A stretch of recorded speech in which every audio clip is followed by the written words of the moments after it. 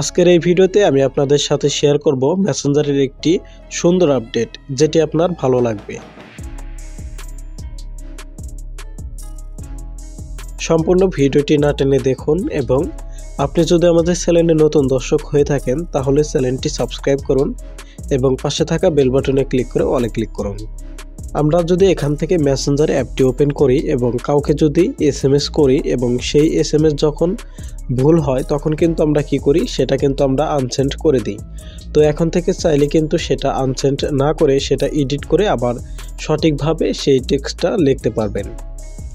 তো এই টেক্সটটা কিন্তু আগে আমরা কি করতাম, আনসেন্ড করে দিতাম এবং তারপর আবার লিখতাম, কিন্তু এখন থেকে চাইলে এই টেক্সটটি এডিট করতে পারবেন।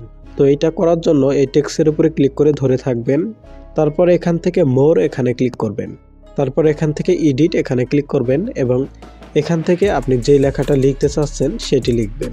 তো লেখার পর এখান থেকে যে টিক মার্ক দেখতে পাচ্ছেন এখানে ক্লিক করবেন, তাহলে কিন্তু আমাদের টেক্সটটা কিন্তু সঠিকভাবে হয়ে যাবে।